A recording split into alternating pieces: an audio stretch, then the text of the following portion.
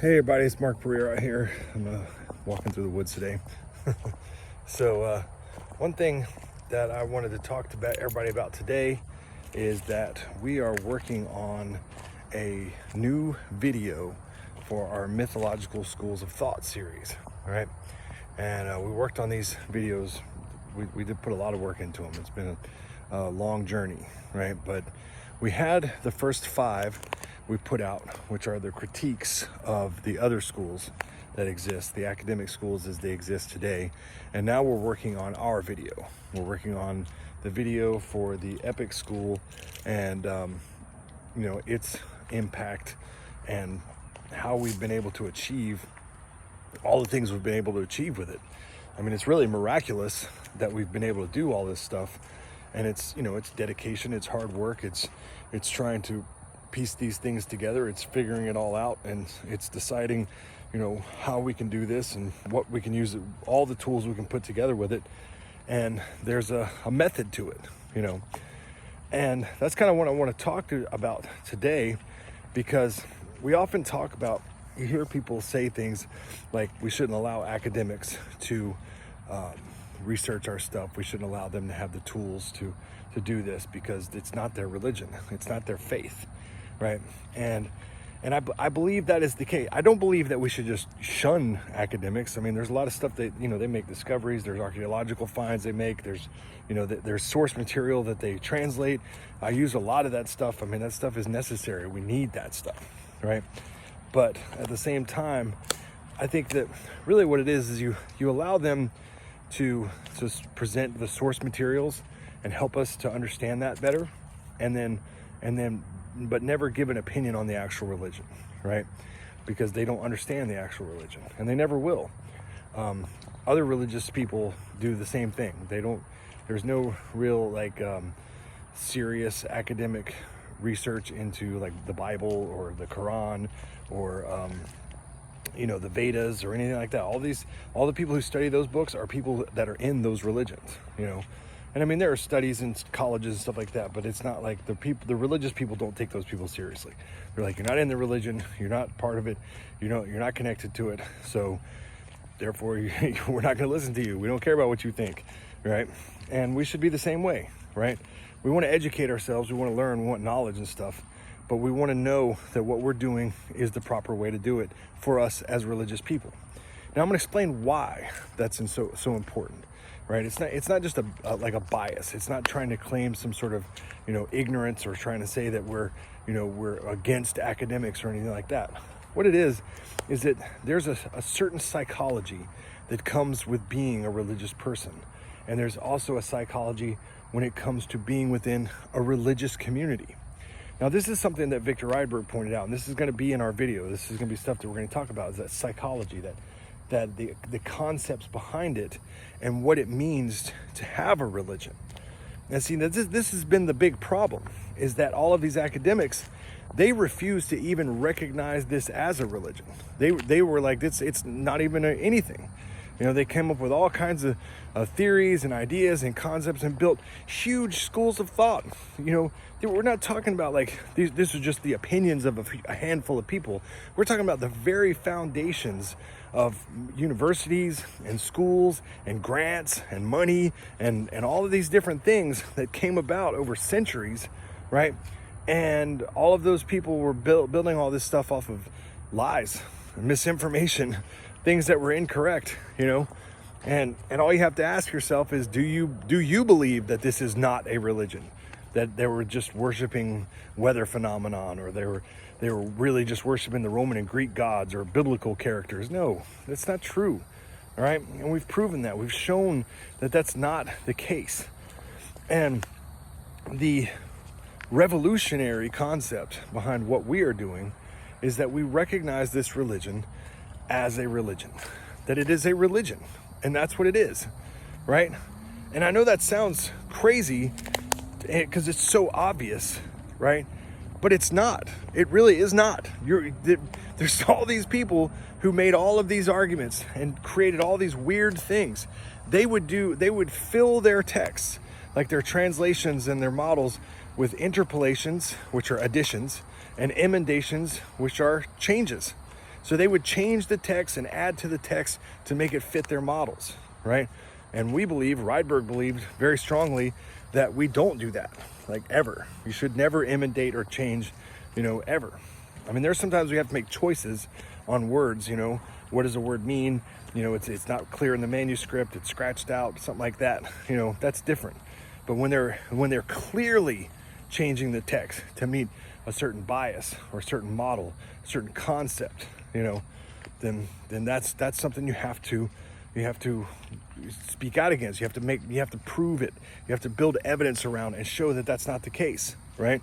And that's what we're doing. And so one of the things that, one of the largest things that we're trying to do here is always trying to build evidence for the existence of the sacred epic.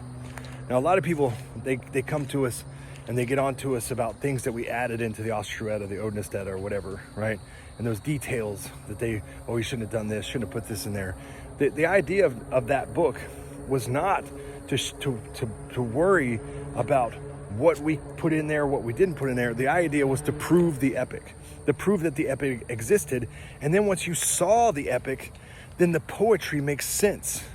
You start to understand it better. You start to see this is what our ancestors were doing, right? Because the poetry, when you're looking at the Poetic Edda, you're seeing the poetry, which are just snippets of the epic. It's a person who understands very well this epic and knew it by heart, had been raised with it in their community and in their nation, right? And it was a part of who they were. And so when they were speaking enigmatically to an audience, that audience knew what they were talking about. Their riddles and their codes and their kennings and all this stuff, their metaphors they would put in. An audience that understands the epic would understand what they were talking about, And when they didn't understand it, it took them almost a century to crack the code of skaldic poetry. Like a century. It took them that long, whereas an audience that knew the epic would have understood it in seconds. And that really that's the defining moment right there. That's the proof in the pudding.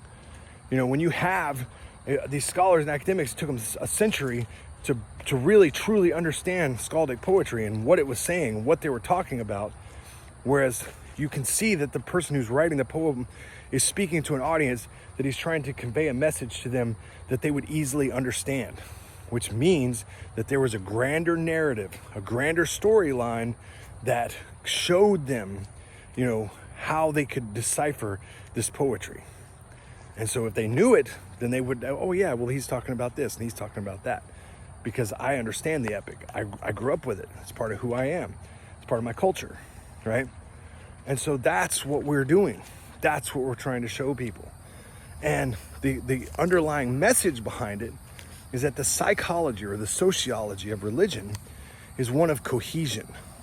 See, when you're looking at these people as just barbarians and savages, people with these broken up poetry and scattered stories and stuff like that, that to an academic becomes a symbol, a representation of their savagery, of their barbarism, that they didn't have cohesion. They weren't religious people. They were just weird spiritualists or whatever they say that they are. But these were religious people. This is a religion. We know it is a religion, right? And we know that polytheism is a religion. It's very easy to prove. And once you make the case that it is a religion, that you're talking about a religion, then you have to start to treat it as such. And in doing so, you have to recognize that its stories and its storyline are going to begin to seek cohesion.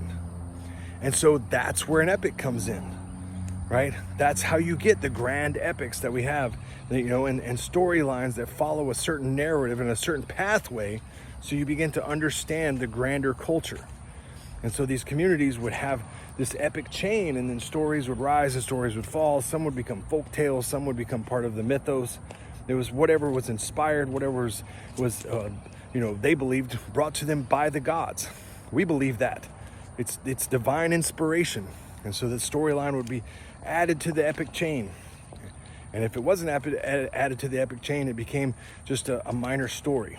We see some of those minor stories in the Prose Edda, stories that just don't fit anywhere.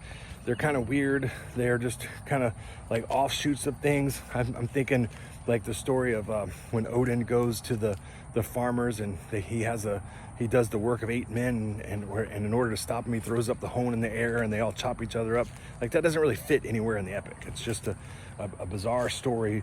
It probably came from some local community, and he had heard about it and put it in there, or he could have just made it up. But it seems like that. And you also have, tons of fairy tales, folk tales all over the place. Those are probably tales that never got added into the larger mythos. So that's what we're talking about.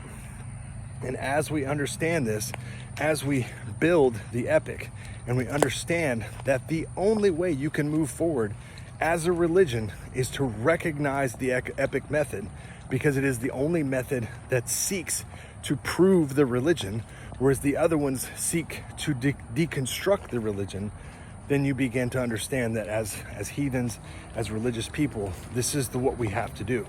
This isn't something that we're trying to say, we're better than everybody. It's saying that this method, this is the epic of our ancestors, that this is what they were doing, And so we have to choose that in our lives and say, this is my faith, this is my religion, and this is what I connect to, because this is holy, right? And so that's what we're trying to do. We're going to be putting out this epic method video. I'm really excited about it.